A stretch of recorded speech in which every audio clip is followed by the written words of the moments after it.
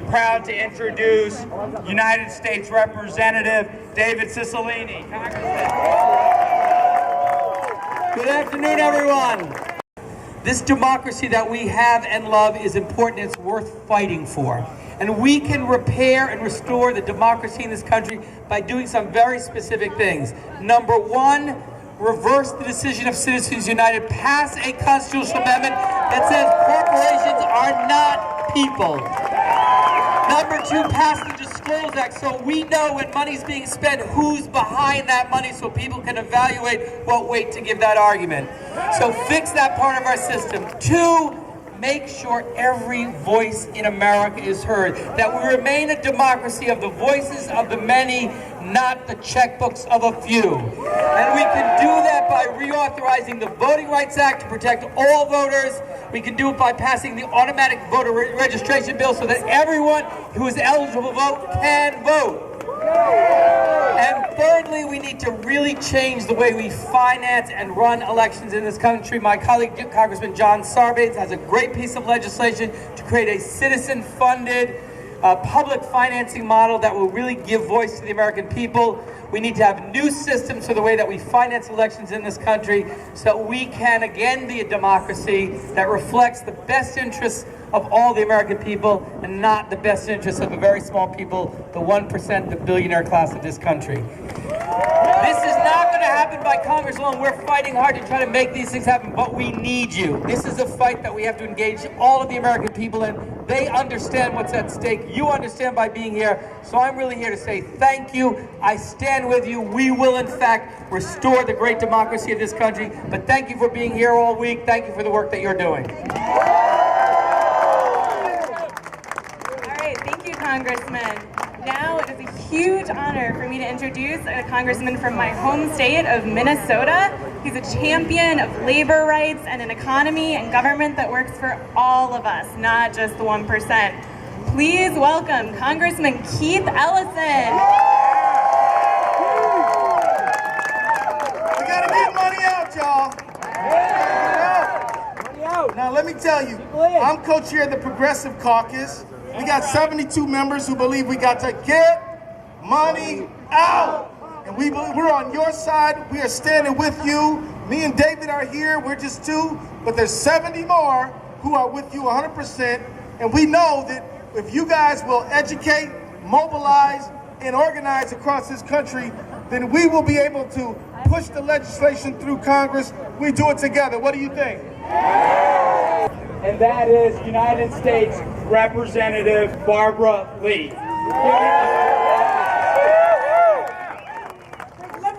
First of all, let me thank all of you for being here today, but also being here each and every day on behalf of democracy in America. You know, we go around the world preaching democracy to every country, yet here in our own country, we see the right wing trying to turn the clock back on all of our democratic rights. And so I want to first thank all of you and thank Congressman Keith Ellison especially for his tremendous leadership, because with our Progressive Caucus and with you, at least we're moving forward on our $15 an hour minimum wage. I mean, it's like, thank you very much for keeping hope alive and keeping the heat on, because working men and women are leading the way in our country on behalf of the American dream for all. It's for everyone.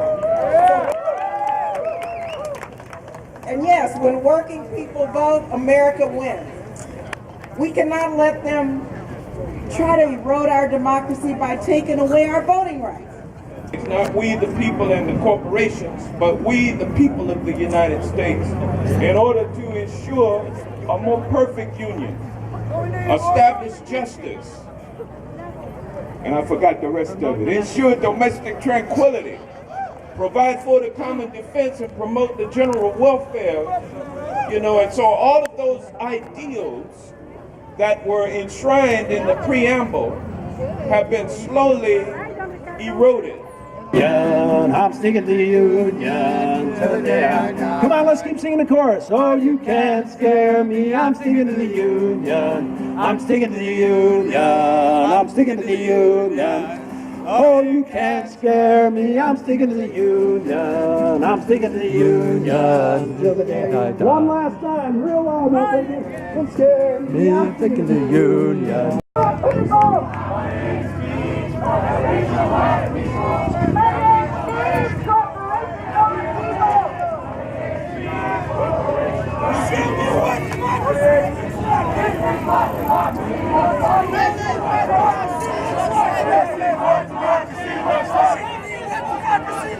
This is what democracy looks like.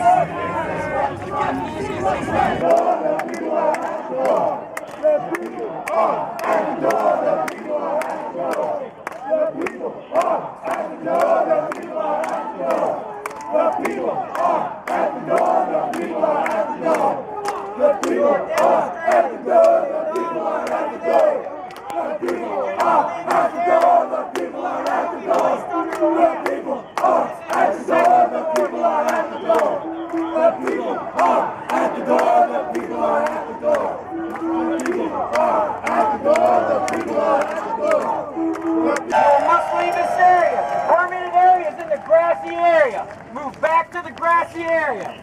Move back to the grassy area, or you will be placed under arrest.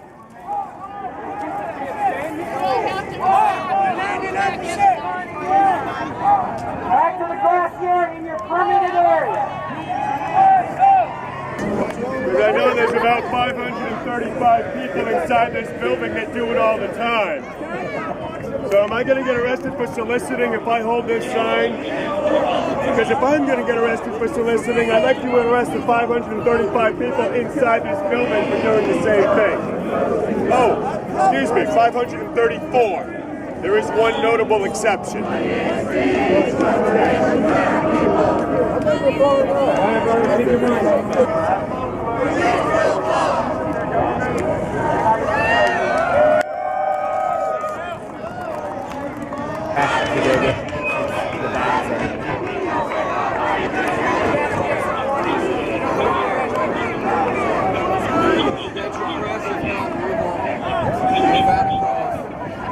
Credential press.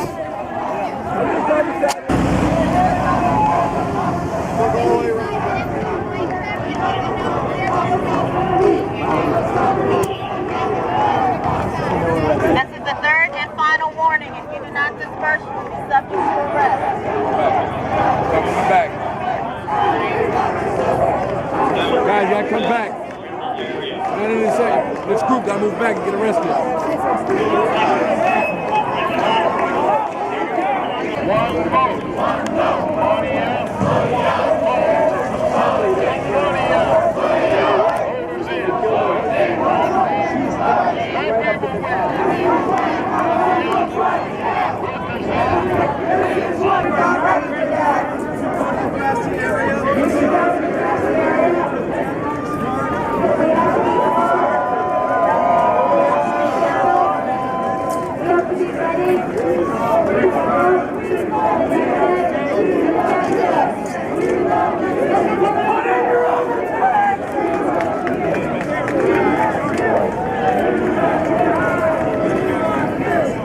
A lot more organized today, the police. And the protesters are a lot less organized.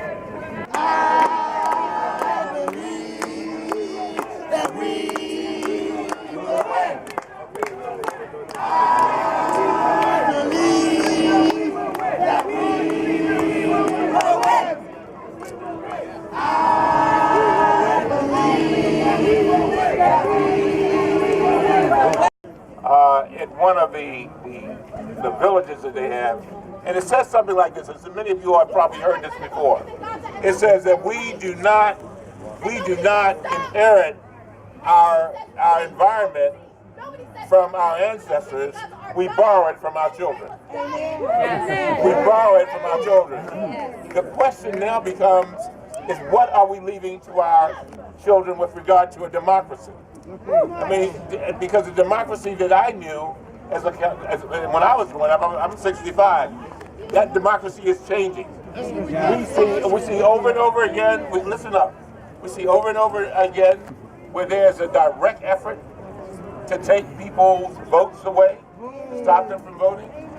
by elections, things of this nature. And basically what it's doing is taking the power away from the people. Yes. This is about we the people. Yes. So I hope, understand that these officers are only doing their job. So I would appreciate it if you would do me a favor and respect them, because I know that they respect you, all right? Without you,